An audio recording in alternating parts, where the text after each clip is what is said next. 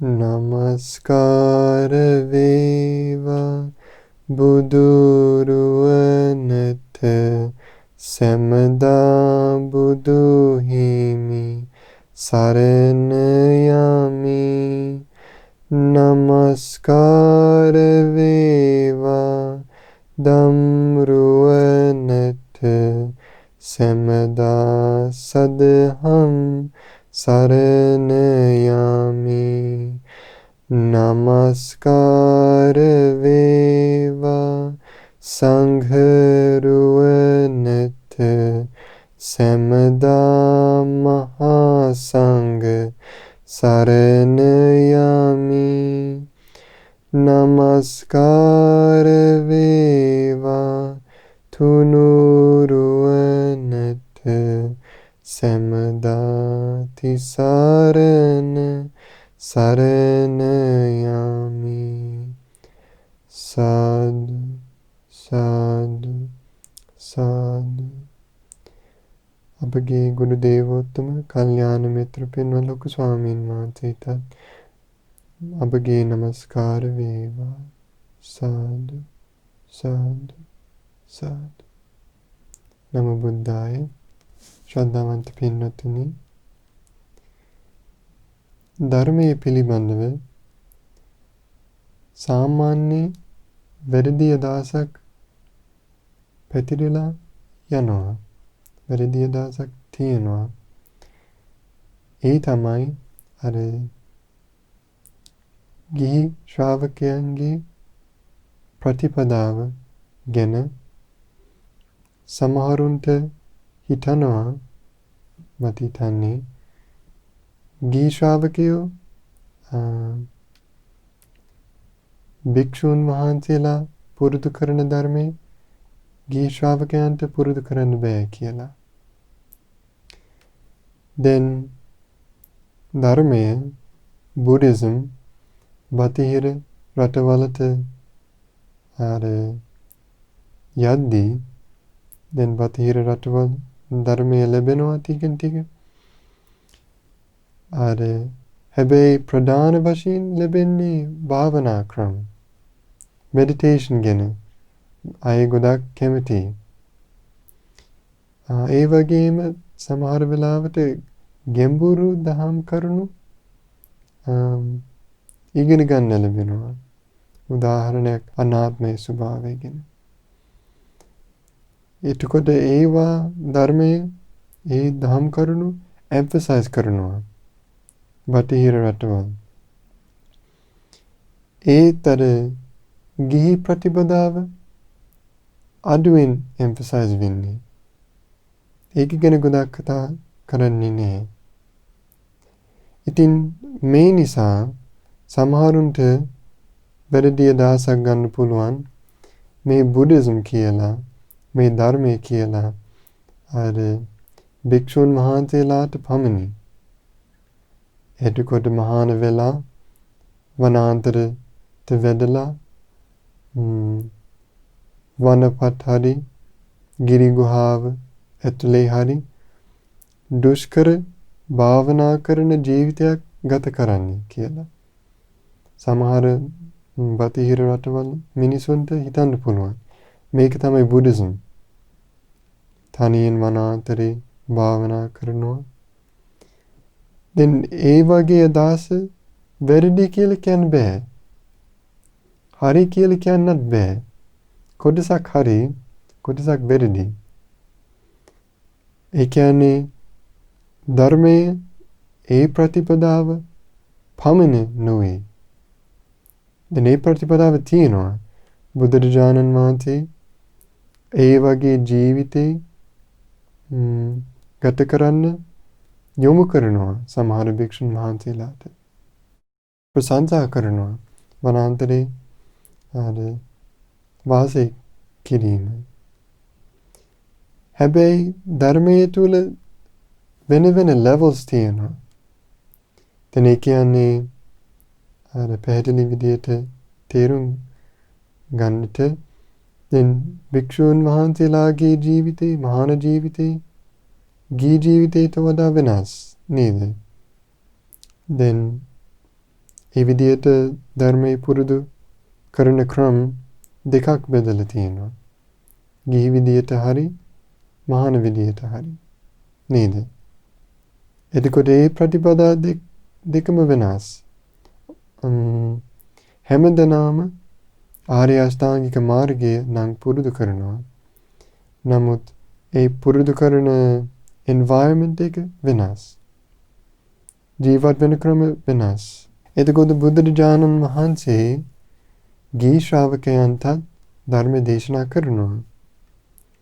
කොහොමද මේ ජීවිතේ මේ ගිහි ජීවිතේ ගත කරද්දී සැප ලැබෙන්නේ, සතුටින් ඉන්නේ?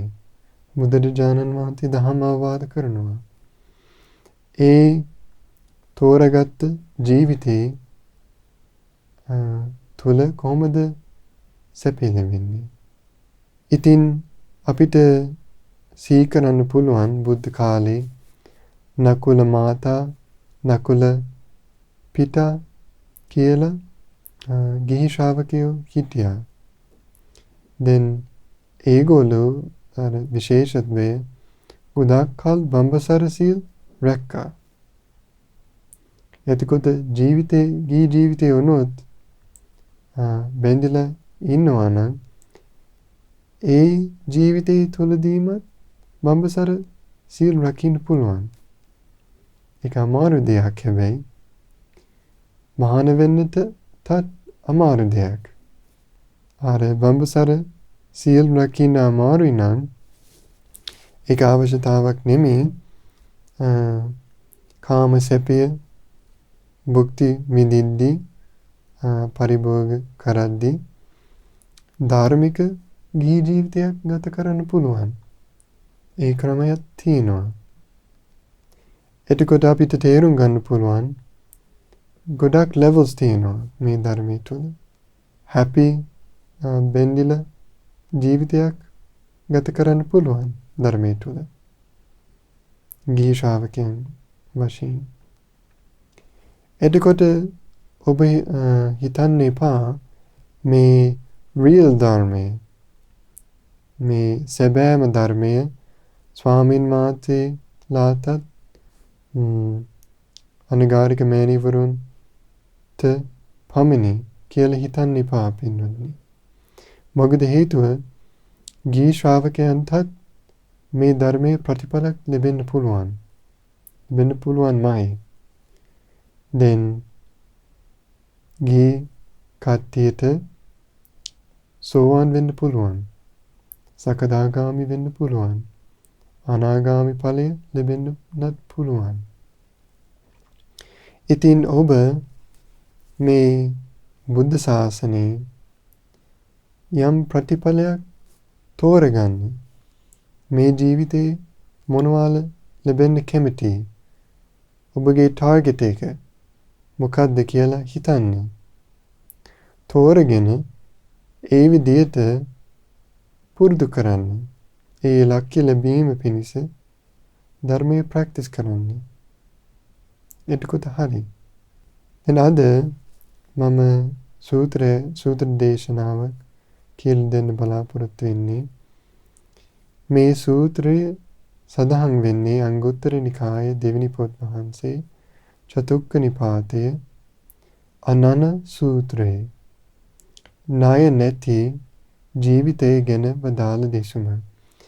මේ සූත්‍රයේ බුදුරජාණන් වහන්සේ දේශනා කරනවා කාම සැපය ඇසුරු කරන ගිහි කෙනෙකුට සැප 4ක් ලැබෙන්න පුළුවන්. බුදුරජාණන් වහන්සේ සැප විස්තර කරනවා. ඒ වගේම අපිට තේරුම් ගන්න පුළුවන් මේක එක ලෙවල් එකක් ධර්මයේ තුල.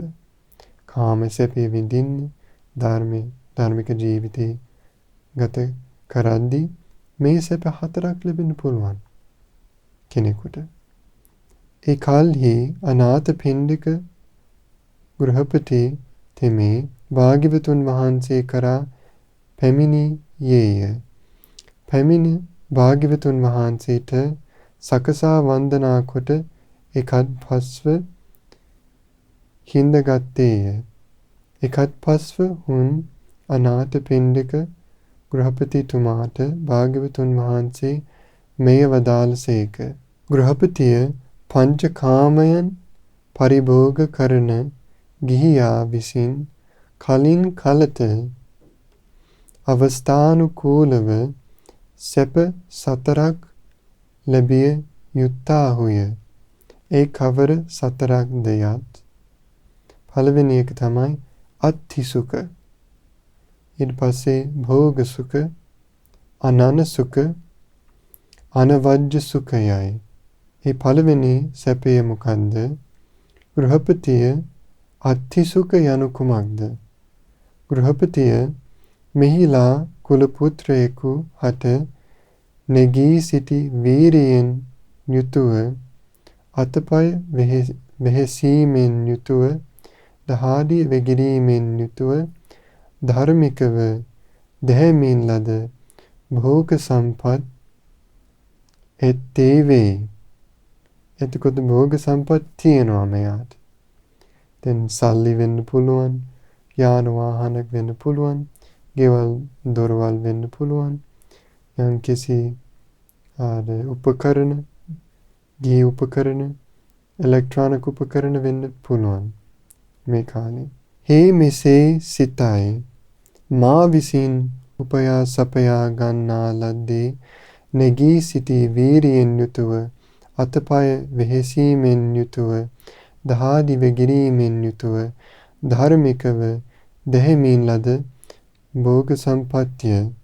එයින් ඔහු සැපයක් ලබයි, සතුටක් විඳී. ගෘහපතිය මේ අත්ථි සුඛ යැයි කියනු ලැබේ.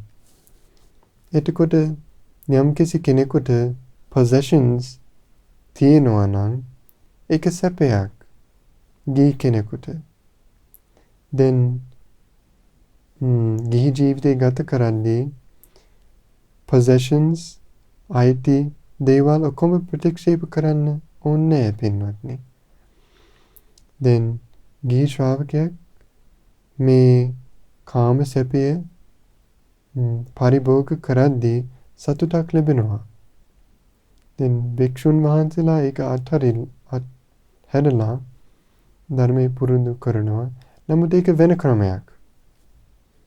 දැන් ගිහි ගෙදර වාසය කරද්දී ඒක කරන්න ඕනේ නැහැ. අවශ්‍යතාවක් නැහැ. එතකොට සැප සම්පත් මෙයා පරිභෝග කරනවා. ඒකෙන් සතුටු වෙනවා. දෙවෙනි සැපය තමයි ගෘහපතිය භෝග සුඛ යනු කුමක්ද? ගෘහපතිය මෙහිලා කුල පුත්‍රයෙකු හට නැගී සිටි වීරියෙන් යුතුව අතපය වෙහෙසීමෙන් යුතුව දහදිය වැගිරීමෙන් යුතුව ධර්මිකව දැහැමින් ලද භෝග සම්පත් ඇත්තේ වේ. අන්න අර පළවෙනි සැපය වගේ ධර්මික විදියට සල්ලි හම්බ කරනවා. ඔහු ඒ සම්පත් පරිභෝග කරයි, පින්ද කරයි.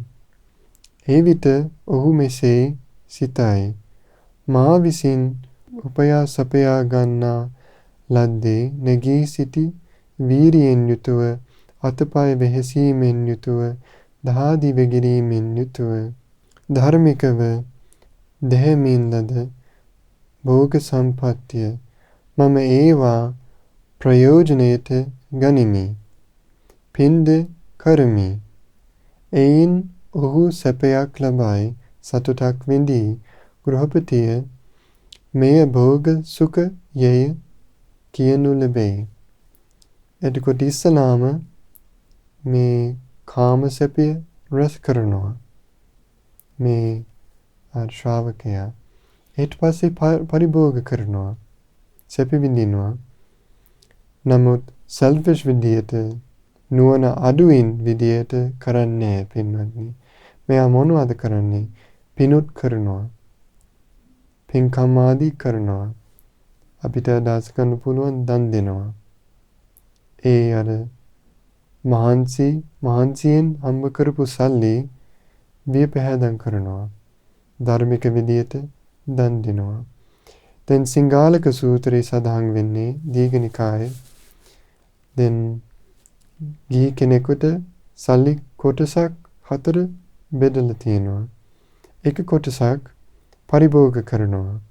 කොටස් 2ක් ව්‍යාපාරයට ගන්නවා. බිස්නස් වලට ගන්නවා. මට හිතන්නේ අර පින් කරන්න අර අදහස තියෙනවා. ඊට පස්සේ 4 වෙනි කොටස සේව් කරනවා එයා. යම් කිසි අනතුරක් ඇති වෙයිද කියලා අනාගතේ ආරක්ෂාවක් හදනවා. දැන් මේ කාලේ ඉන්ෂුරන්ස් ගන්න පුළුවන්. අන්න ඒ වගේ. එතකොට ඒ විදිහට මිල මුදල් කටයුතු කරනවා මෙයා. 3 වෙනි සැපය තමයි ගෘහපතිය අනන සුඛ යනු කුමක්ද? ගෘහපතිය කුල පුත්‍රය තෙමේ වෙනත් කිසිවෙකුට හෝ ස්වල්ප වශයෙන් හෝ බොහෝ වශයෙන් හෝ කිසි ණයක් නැත්තේ වේ. එවිට ඔහු මෙසේ සිතයි, මම ස්වල්ප වූ හෝ බොහෝ වූ හෝ ණයක් කාටවත්ම නැත්තේමි. එයින් සතුටක් විඳී සැපයක් ලබයි. මේක අනන්න සුඛ. ණය නැති සුඛ. එතකොට පළවෙනි දෙවෙනි සැපය කාම සම්බන්ධයේ තියෙනවා. නමුත් මේක වෙනස් නේද? මේ මට ණයක් නෑ කියලා සැප විඳිනවා. ඒක වෙන සැපයක් වගේ නේද? දැන් මට හිතන්නේ මම දන්න විදිහට ලංකාවේ ණය ගැනීම අඩුයි. හැබැයි ඇමරිකාවේ හොඳට කරනවා. ණය ගන්නවා කට්ටිය. දැන් ණය කියලා කියන්නේ හරි අර බන්ධනාගාරයක් වගේ. හිර වෙනවා ඒ ණය තුල. ඒ කොහොමද වෙන්නේ? දැන් අර මට සිද්ධ වුණේ අධ්‍යාපන කටයුතු කරන්නට ණය ගත්තා විශ්වවිද්‍යාලයට යන්නට. ඊට පස්සේ අර අධ්‍යාපන කටයුතු උසස් අධ්‍යාපන කටයුතු ඉවර වුණාම පැවිදි වෙන්න ඕන කියලා අදහසක් ඇති වුණා. හැබැයි කලින්ම පැවිදි වෙන්න බෑ. ඇයි? ණයක් තියෙනවා. දැන් විනයානුකූල විදියට පැවිදි වෙන්න බෑ ණයක් තියෙනවනේ. එතකොට ඒක අයින් කරන්න තිබුණා. අමාරුවෙන් අයින් කරන්න තිබුණා. ඒක බාධාවක්. දැන් මම දන්නවා ලංකාවේ හොඳ උපාසක කෙනෙක් ඉන්නවා. අර හොඳට සංඝයා සලකනවා, උදව් කරනවා. එයා පැවිදි වෙන්න කැමතියි. නමුත් ක්‍රමයක් නෑ. මොකද හේතුව කලින් අර ව්‍යාපාර කටයුතු කරද්දී ලොකු ණයක් ගත්තා. දැන් ඒ අර බිස්නස් අසාර්ථක වුණා. හැබැයි ඒ ණය තාම තියෙනවා. මිදින්න බෑ මේ කාලේ. එතකොට මේ දුර්ලභ අවස්ථාව බුදු සසුනේ පැවිදි වීම කියලා අතිශයින්ම දුර්ලභ අවස්ථාව අහිමි වෙනවා. මේ ණය නිසා. එතකොට ඒක අර දුකක්. ණය තමයි. ෆ්‍රී විදියට ජීවත් වෙන්න බෑ. ඒ වගේම මම දන්නවා ඥාති කෙනෙක් විශාල ණයක් තියෙනවා. අර උසස් අධ්‍යාපන නිසා.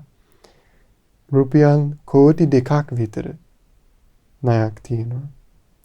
කවදාද අර නිදාස් වෙන්නේ කියලා කියන්න බෑ.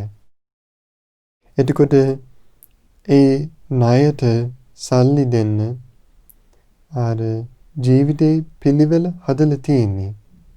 ඒක වෙනස් කරන්න බෑ. අවුරුදු ගණන් මහන්සි වෙන්න ඕන ඒ ණයට.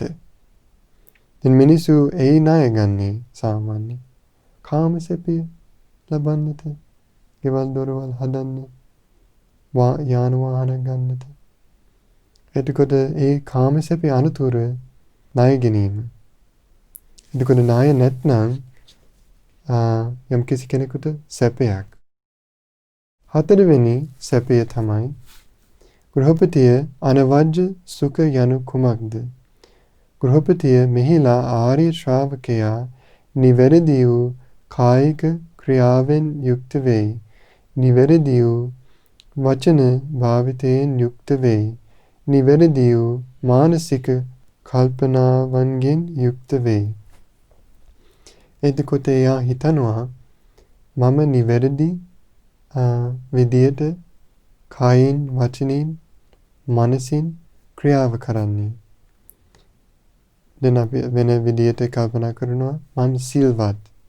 මේ තුන් ආකාරයෙන් මම සිල් රකින්නවා. ඒ විදියට සතුටක් ලැබෙනවා. සැපය විඳිනවා. දැන් මේ සැපය ගොඩාක් වෙනස්. ඒක කුසල් සම්බන්ධ සැපයක්. ඇත්තම මේක භාවනා අරමුණක් වශයෙන් පුරුදු කරන්න පුළුවන්. සීලානුසතිය කියලා කියන්නේ. තමන්ගේ සීලය පිරිසුදු බව ගැන සිහි කරනවා. බුදුරජාණන් වහන්සේ දේශනා කරනවා මේ සැපය අතර මේ අනවජ්‍ය සුඛ තමන්ගේ පිරිසුදු සීලය ගැන සැපය අග්‍රයි. කුසල් සම්බන්ධයක් තියෙනවා. ඉතින් අපි අද කාම සැපේ පරිභෝග කරන ගිහි කෙනෙකුට සැප හතරක් ගැන අපි ඉගෙන ගත්තේ. මේ සැපය අතර අග්‍රම සැපය තමයි තමන්ගේ සීලේ පිරිසුදු බව ගැන සිහි කිරීම. ඒකෙන් සතුටක් ලැබෙනවා. ඉතින් අද මේ දහම් කරුණු අපි සියලු දෙනා සිහිපත් ගනිමු. ඔබටත් මේ ජීවිතේ සැප හතරක්ම ලැබෙන්න වාසනාව ලැබේවා. තෙරුවන් සරණයි. නමෝ බුද්ධාය. මෙවැනි වටිනා ධර්ම දේශනා ශ්‍රවණය කිරීමට ශ්‍රද්ධා ඩේලි YouTube චැනලය සබ්ස්ක්‍රයිබ් කරන්න.